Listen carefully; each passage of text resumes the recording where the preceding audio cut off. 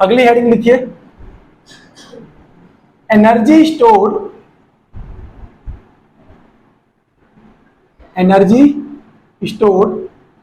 In a inductor. बेटा उस coil का नाम होता है इंडक्टर, ठीक है। अगर मैं आपको रिलेट करना चाहूं कैपेसिटर, उस प्रोसेस का नाम होता है कैपेसिटेंस, उस यंत्र का नाम होता है कैपेसिटर। ऐसे ही जिसके अंदर ये सेल्फ इंडक्टेंस होती है उस कॉइल का नाम है इंडक्टर। अगर उससे आपका एग्जांपल पूछा जाए ऐसे एक कॉइल का नाम बताओ जो कि इंडक्टर की तरह बिहेव करती है, वो और कुछ नहीं एक सोलेनॉइड है, ठीक है, वो और कुछ नहीं एक सोलेनॉइड है। तो एक कैपेसिटर के अंदर अगर आपको याद हो, एक कैपेसिटर के अंदर कितनी एनर्जी स्टोर होती थी?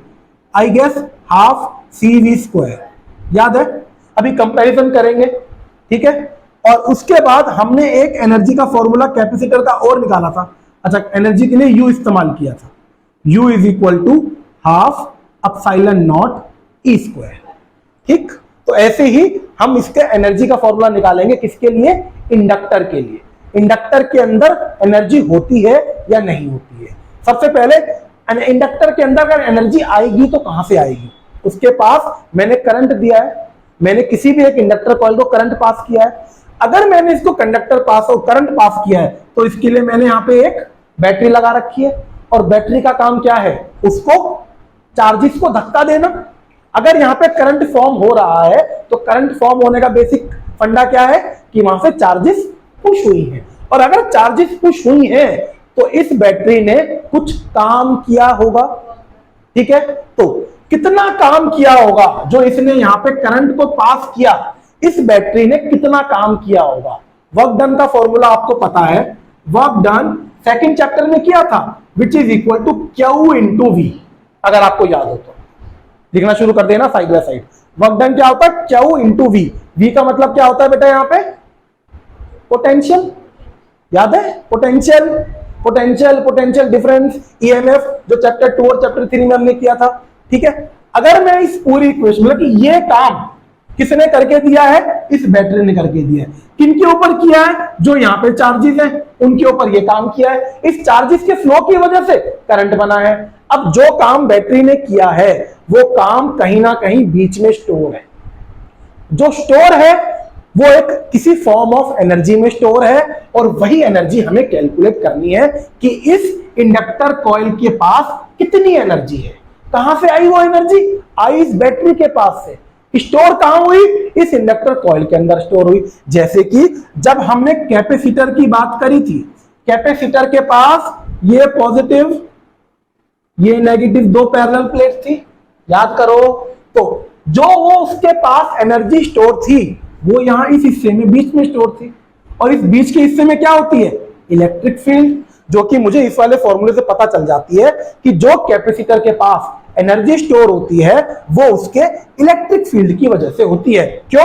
Half constant epsilon not permittivity constant. तो ऐसा ही एक रिलेशन अभी हमें डिराइव करना है इंडक्टर के केस में, ठीक है। तो what is work done? Work done is nothing but Q into V। Multiply and divide this equation with time. लिखिए, multiply and divide this equation with time. हमारे पास क्या हो जाएगा? W is equal to Q by dt into V into time कर लेते हैं, अभी स्मॉल टाइम बाद में लेंगे। Q बाय T क्या होता है बेटा? Q बाय T हमने क्या पढ़ा है? अरे यार, current is equal to charge per unit time होता है, नहीं होता है? तो Q बाय T की जगह हम I लिख सकते हैं, ठीक है, इंटू V इंटू टाइम, इसको हम ऐसे लिख सकते हैं। ये हमारे पास वर्क डन हो गया, ठीक है। ये वर्क डन की वैल्यू आ गई हमारे पास। अगर हमने काम छोटे से टाइम में किया है, एज्यूम करके चलते हैं, लिखिए, if the work is done for a small change in time, if the work is done for a small change in time, then it becomes dW is equal to VI dt. If the work is done for a small fraction of time, then dW is equal to VI dt. अगर ये VI dt आ गया तो अब मुझे क्या करना है इसके साथ? ये कौन सी फॉर्म है? अब मुझे इसको टाइम की रिस्पेक्ट में इंटीग्रेट करना है। ठीक है ना। ये क्या है, dt फंक्शन। अब लिखो integrating both the sides, integrating both the sides we get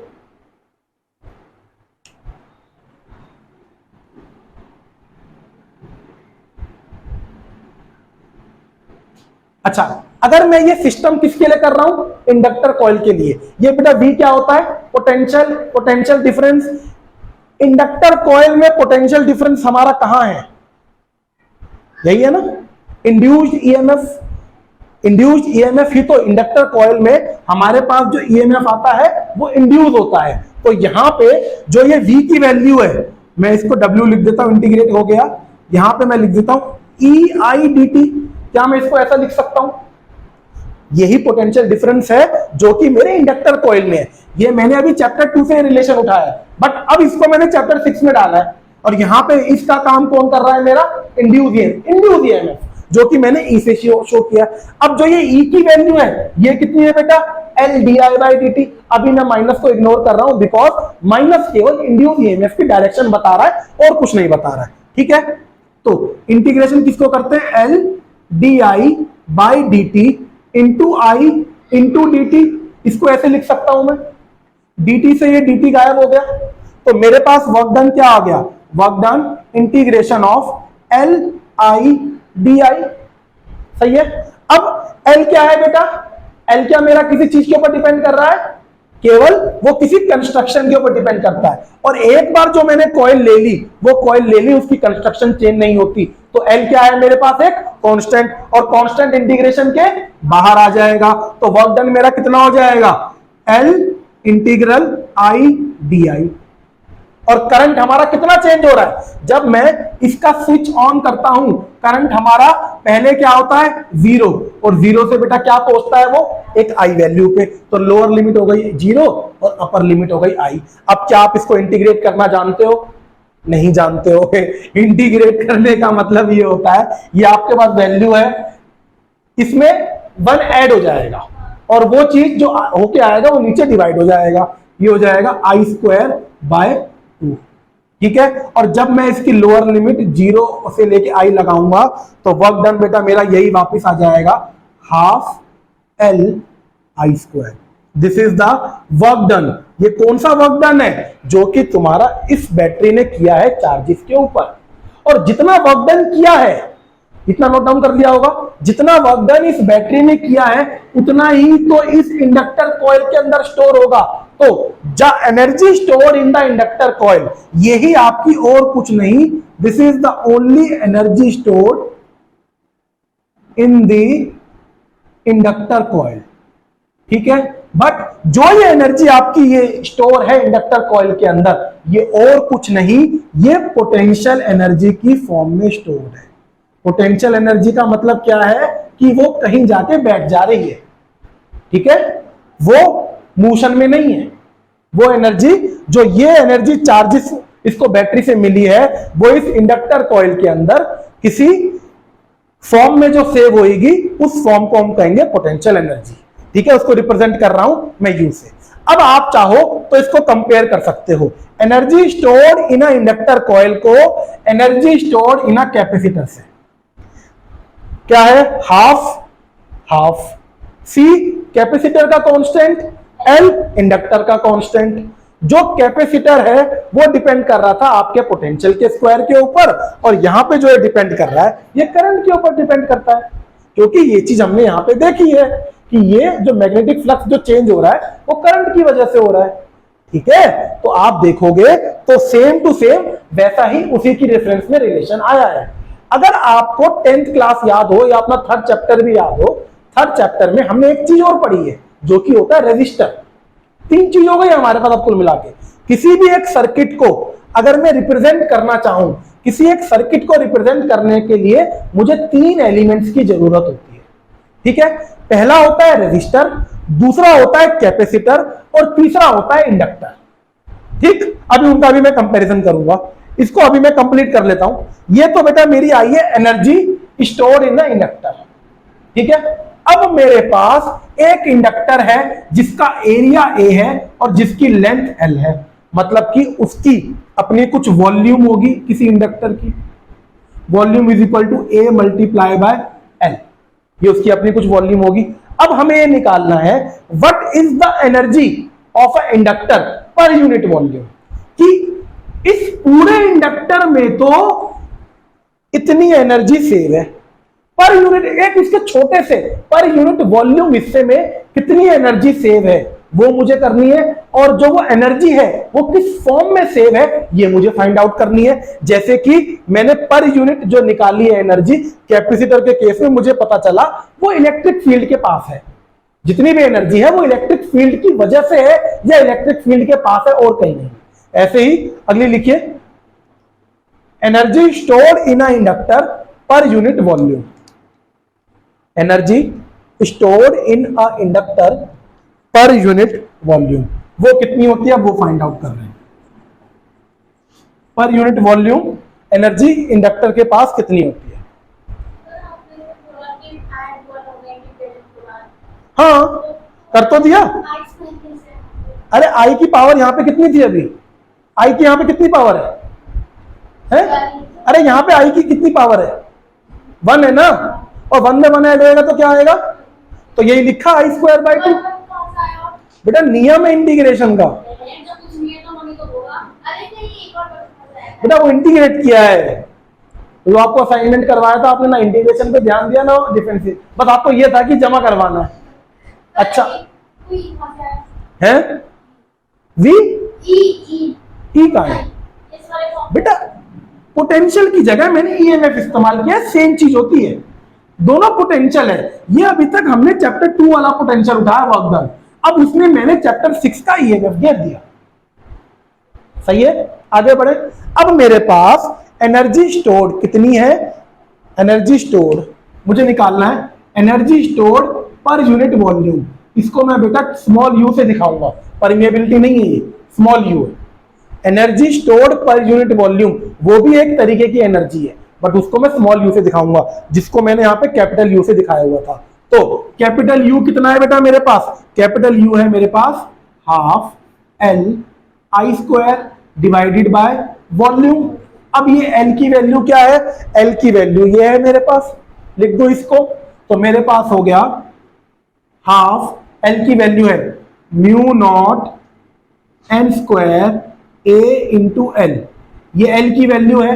अच्छा ये एल और ये एल, ये इंडक्टर का कांस्टेंट है और ये लेंथ ऑफ द इंडक्टर है, इसमें कभी भी कंफ्यूज मत होना। What is I square, current की जगह मैं क्या लिखूंगा, करंट की जगह मैं इसको लिखने की कोशिश करता हूं, ये नहीं, करंट के लिए हाँ, मेरे पास एक सिंगल कॉइल के लिए मैग्नेटिक फील्ड कितनी थी, mu naught into N into I, याद हो तो ठीक है, हमारे पास n नंबर ऑफ कॉइल्स है बट एक सिंगल कॉइल के लिए थी।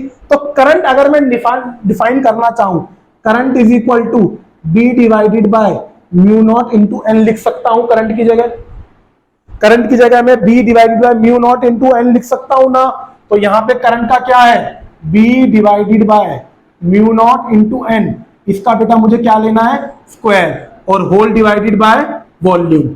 अब वॉल्यूम क्या होती है, it is nothing but area into length, तो वॉल्यूम को मैं यहाँ पे एरिया इंटू लेंथ से कवर अप कर दूंगा। अब जो चीज कटेगी उसको काटो, जो चीज बचेगी उसको बचाओ। क्या बचा है, एरिया से एरिया गया, लेंथ से लेंथ गया, ठीक है, तो बचा मेरे पास half mu naught N square B square divided by mu naught का स्क्वायर इंटू एन स्क्वायर, क्योंकि इसका स्क्वायर खुल जाएगा, ठीक है। एक म्यू नॉट से एक म्यू नॉट गया, दो एन स्क्वायर से दो एन स्क्वायर गए, तो energy per unit volume is U, it is equal to half 1 by half into epsilon O, ये क्या है mu naught into B square. Compare करो कैपेसिटर से, energy stored in a capacitor क्या थी हाफ, उसका जो कांस्टेंट था permittivity epsilon naught into electric field का स्क्वायर, ठीक है। और क्योंकि हम इंडक्टर पढ़ रहे हैं तो वो किसकी वजह से है, मैग्नेटिक फील्ड के स्क्वायर, हाफ इसके पास, इसका कांस्टेंट मीडियम का कांस्टेंट, और ये मैग्नेटिक फील्ड का स्क्वायर। तो सवाल ये पूछ सकता है आपको 1 मार्क्स में कि किसी एक इंडक्टर कॉइल में जो एनर्जी स्टोर होती है वो कहां होती है? वो वहां होती है जहां पे मैग्नेटिक फील्ड होती है। जिस जिस हिस्से में मैग्नेटिक फील्ड होगी उस हिस्से में इंडक्टर के पास क्या होगी? Energy store. तो अगर ये मेरे पास सोलेनॉइड है और उसकी मैग्नेटिक फील्ड बीच में है तो उसके पास एनर्जी उस इंडक्टर कॉइल के बीच में है, क्योंकि वही मैग्नेटिक फील्ड है। इसको नोट डाउन करो, फिर एक लाइन लिखवाता हूं।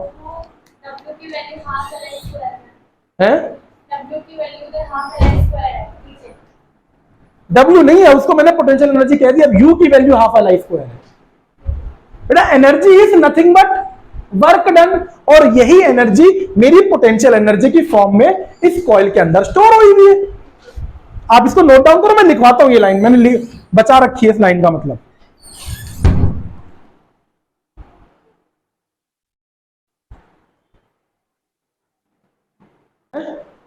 मुझे चाहिए थी आज।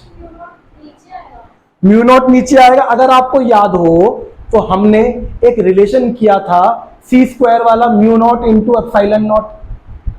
जो परमिटिविटी है उसका उल्टा होता है परमिएबिलिटी। परमिटिविटी अगर आपको याद हो तो हमारे पास रिलेशन आया था ना, mu naught into epsilon naught is equal to 1/c का स्क्वायर। शायद अंडर रूट था इसमें, नहीं अंडर रूट नहीं था। ये रिलेशन हमने कैलकुलेट किया था कि नहीं, it is equal to C. The speed of light जो है आपका इन दोनों कांस्टेंट के रेसिप्रोकल के बराबर होता है। उससे हमें ये पता चला था कि जो ये दोनों कांस्टेंट है ना, ये एक दूसरे के रेसिप्रोकल में आएंगे। कोई बात नहीं। अगर आपको इलेक्ट्रिक फील्ड फोर्स का फॉर्मूला है वो क्या था? Force due two charges. दो चार्जेस की वजह से फोर्स कितना होता है? दो चार्जेस की वजह से फोर्स कितना होता था? K होता है 1/4 pi epsilon not Q1 Q2 upon R square.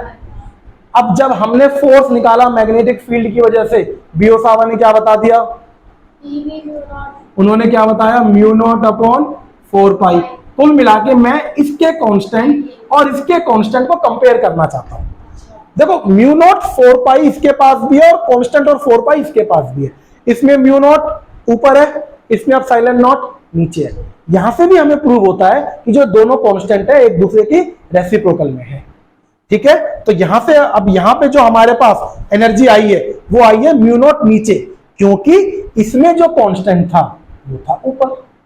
इसको ज्यादा स्टडी करने की जरूरत नहीं है, न्यूमेरिकल के हिसाब से पेपर में आएगा। इसको इतना समझो और डेरिवेशन बाय चांस आएगी तो पूछ लेगा, क्योंकि सेल्फ इंडक्टेंस कोर्स में है।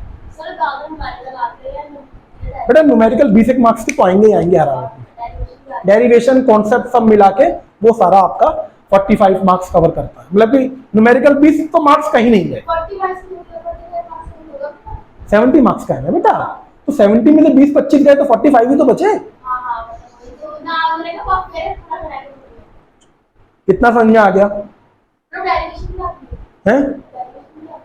डेरिवेशन 40 नंबर के कॉन्सेप्ट यही तो आएंगी चीजें, वो एक चैप्टर में से। पूरे पेपर में एक ही डेरिवेशन आएगी तुम्हारे हिसाब से? नहीं, इतना तुम पे जालिम नहीं बनेंगे।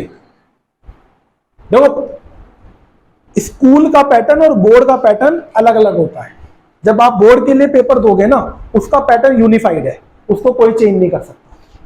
अभी जो तुम्हारा पेपर आएगा उसको कोई ना कोई चेंज कर सकता है। किसी ने ज्यादा न्यूमेरिकल दे दिए, किसी ने कम दे दिए, उसका कोई गारंटी नहीं। बट बोर्ड की वेटेज वैसी की वैसी रहेगी। अगर कोई चैप्टर 8 नंबर का आना है तो उसमें 8 ही नंबर का आएगा। स्कूल में मैडम जो भी बना सकती है वो टेढ़ा मेढ़ा कर देती है। चलो कोई बात नहीं, इसको नोट डाउन कर लिया। तो ये बेटा सारा आपका टॉपिक किसका था? सेल्फ इंडक्टेंस का। ठीक है, अब हम कंपैरिजन करते हैं। हमारे पास बेटा 3 एलिमेंट होते हैं। किसी भी एक सर्किट को अगर मैं कंप्लीट करना चाहूं, किसी सर्किट को कंप्लीट करने के लिए मुझे 3 एलिमेंट की जरूरत पड़ती है। तो ये मेरे पास बैटरी, ये मेरे पास स्विच। अब मैं इसको एलिमेंट में नहीं गिन रहा। मेन एलिमेंट सबसे पहले बेटा मेरे पास आता है एक रेजिस्टर, फिर आता है एक कैपेसिटर और फिर आता है एक इंडक्टर कॉइल। ये कैपेसिटर और ये इंडक्टर। ठीक है, अभी हमने केवल सेल्फ इंडक्टेंस की बात करी है तो इसका नाम मैंने एल दिया है। जो करंट जिस सर्किट में जाएगा उसी की वजह से जो इंडक्टेंस आएगी दैट इज सेल्फ इंडक्टेंस। ठीक है, अगली क्लास में हम म्यूचुअल इंडक्टेंस पे जाएंगे, बट म्यूचुअल इंडक्टेंस पे जाने से पहले हमने जो रेजिस्टेंस के, कैपेसिटर के सीरीज और पैरेलल के कॉम्बिनेशन पढ़े थे, वैसे ही अभी हमें इंडक्टर के सीरीज और पैरेलल के कॉम्बिनेशन पढ़ने हैं। वो अगली क्लास के लिए, अभी थोड़े से कॉन्सेप्चुअल न्यूमेरिकल करवाऊंगा। बट इन तीनों का कंपैरिजन देख लो। ठीक है, इन तीनों का कंपैरिजन क्या है, मेरे पास अगर आपको तीनों के सिंबल पता चल गए, रेजिस्टर, कैपेसिटर और ये इंडक्टर, ये इन तीनों के सिंबल हैं। अगर किसी एक रेजिस्टर की वजह से किसी सर्किट में एनर्जी स्टोर होती है, वैसे होती नहीं है क्योंकि जितनी भी एनर्जी है वो हीट की फॉर्म में बाहर आ जाती है। बल्ब थोड़ी देर में करंट पास करके क्या हो जाता है, गर्म, जितनी भी उसकी एनर्जी है उसके अंदर स्टोर नहीं हो पाती, वो हीट की फॉर्म में बाहर आ जाती है। बट एनर्जी एक रेजिस्टर की वजह से भी होती है। एक रेजिस्टर की वजह से जो एनर्जी होती है वो होती है बेटा I²R। ठीक है, उसके बाद एक कैपेसिटर के अंदर जो एनर्जी होती है वो होती है ½ CV², और एक इंडक्टर के अंदर जो एनर्जी स्टोर होती है वो होती है ½ LI²। अब तीनों को कंपेयर करो, तीनों के कंपैरिजन में रेजिस्टर का, रेजिस्टेंस के केस में रेजिस्टर के केस में रेजिस्टेंस का कांस्टेंट है, कैपेसिटेंस के केस में कैपेसिटर का कांस्टेंट है, और इंडक्टर वाले केस में उसका कांस्टेंट है। ठीक है, यहां पे करंट का स्क्वायर है, यहां पे पोटेंशियल का स्क्वायर है, यहां पे भी करंट का स्क्वायर है। बट आप यहां पे कहोगे कि यहां पे जो इसके पास कांस्टेंट है वो 1 है और इनके पास 1/2 क्यों है? क्योंकि किसी रेजिस्टर में जो रेजिस्टेंस होता है वो उसका रेजिस्टेंस होता है। ऐसा नहीं है कि रेजिस्टेंस पहले 0 था, फिर हाफ हुआ, फिर बढ़ता चला गया, फिर एक मैक्सिमम वैल्यू पे गया। उसका रेजिस्टेंस या तो है नहीं, ये वाला केस नहीं होता है। आपने कोई रेजिस्टेंस लिया तो उसका रेजिस्टेंस उतना ही है, वो चेंज नहीं हो रहा है। ठीक है, बट अगर आपने किसी सर्किट में कैपेसिटेंस ली या इंडक्टर लिया तो पहले उसकी वैल्यू 0 होती है, 0 से मतलब कि मिनिमम वैल्यू से मैक्सिमम वैल्यू तक जाता है, और ये जो एनर्जी है ना, ये उन दोनों की एवरेज वैल्यू दिखा रहा है। अगर मैं आपसे कहूं 0 और 1 की एवरेज निकालो तो आप क्या कहोगे, 1/2 कहोगे। तो ये जो 1/2 है ना, ये उनकी एवरेज वैल्यू को शो करता है। किसकी? कैपेसिटर की एनर्जी की और इंडक्टर की एनर्जी की, क्योंकि उसमें पॉइंट होता है कि एनर्जी 0 भी हो सकती है। ठीक है, तो इसलिए हाफ इस केस में इसका इसलिए। ठीक है, इसके नोट डाउन कर लो अगर करना चाहो तो।